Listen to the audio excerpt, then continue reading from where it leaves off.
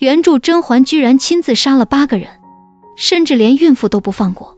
看过原著的甄嬛才懂啥叫女人不狠地位不稳，因为她可是个彻头彻尾的狠人呐。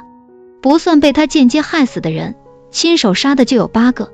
轩轩杀的第1个人是于莺儿，妙蛙种子想学别人宫斗的那一套，但可惜脑子不够，下个毒还被揪了出来。四大爷得知后大怒，再加上他冒名顶替之事被揭穿，所以喜提赐死大礼包，但他不肯死。剧版逼死于莺儿的是玲珑，但原著中走了这一套的可是轩轩本人。毕竟是第一次动手，事后还吓得做了几天噩梦，但这可没让他金盆洗手，反而是更坚定了变狠这条路。第2个倒霉蛋就是曹琴墨了。在扳倒华妃后，轩轩害怕曹贵人反咬一口，所以找温太医下了药，使得曹琴墨郁郁而终。但在剧中却改成了皇上和太后的主意。但无论是原著还是剧版，甄嬛都看出了端妃喜欢温宜，所以曹琴墨的下线是迟早的事。第3个就是华妃了。火烧碎玉轩其实就是轩轩给年世兰下的套，因为素喜本来就是他与端妃派去给华妃的眼线，所以这次出手就是要年世兰的命的。第4个摩格媳妇则是最冤的一个，本来他和轩轩无冤无仇，但和摩格一样不小心被蛇咬了，恰好被路过的甄嬛果子狸遇到。轩轩去一瞧，发现他已经不行了，所以手起刀落一刀给人嘎了。那果断劲连果子狸都看傻了，甚至此时摩格老婆还揣着娃呢，这是一刀2命啊。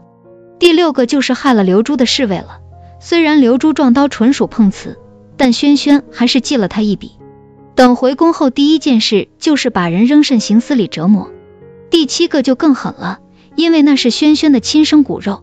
同剧版差不多，为了扳倒宜修，轩轩设计了一出推了妈的好戏。但这娃可不是被推掉的，而是轩轩趁着宜修不注意，亲手锤没的，那叫一个狠啊。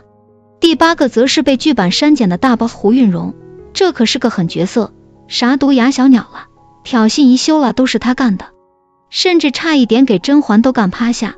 但还好轩轩抓到了他的致命弱点，那就是吉祥物造假，又拿捏了他自带哮喘的 bug， 用柳絮将人害到下线。但这还不算完，因为原著皇上之死还有他的一份功劳呢。原著四大爷竟真的把轩轩送人了。该说不说，原著《甄嬛传》那是真的狗血呀。虽然剧中的摩格求娶，四大爷答应只是为了皇果子狸，但原著中四大爷作为一个皇上，居然真的把自己的爱妃送人了。这事把说起来还是当年轩轩哥甘露寺造的孽，他和老17上山踏青，偶遇被蛇咬了的摩格妻子与摩格。轩轩一看，哎呦，这地上咋还躺俩人呢？再一看，俩人还都中了毒，但还好摩格中毒不深，还能抢救一下。但他那揣了娃的王妃是彻底没救了，所以轩轩也是看他活着太难受了，因此手起刀落结束了他的性命。摩格，谢谢你，我成官夫了。而因为这件事，摩格就搁自己小本本上记了甄嬛一笔，还冷冷的警告轩轩，他欠自己一个老婆。原著中摩格进京时带着的不止9连环，还有一只大黄熊，但就在众人观赏熊二时，他突然暴起，扯烂笼子跑出来。而轩轩为了保护眉庄和温实初的娃，差点就进了熊二的肚子里。千钧一发之际，还是果子狸靠谱，给人护住了身下。具体可以参考隔壁剧的凌云彻救如意。但四大爷因为果子狸的挺身而出，竟开始怀疑果环二人的私情。之后摩格求娶，四大爷就开始借题发挥了，一边试探二人有没有私通，一边又安排轩轩和亲事宜，更是给了即将和亲的轩轩一包毒药，让他找到机会就给摩格一个暴击。他要是能完成大清交给他的任务，那就还是四大爷的好宠妃，要是不能，那也能痛快的死。只能说胖菊，你是个狠人。而轩轩做着和亲的花轿，一直到了雁门关外时，果子狸才姗姗来迟。一同来的还有女扮男装的甄玉瑶。这玉瑶之所以要来这一趟，为的就是替姐代驾，弥补自己犯下的罪孽。原著中甄家落难，还有甄玉瑶的一份功劳。她作为甄家三小姐，却遇人不淑，和瓜六的族人关系好了。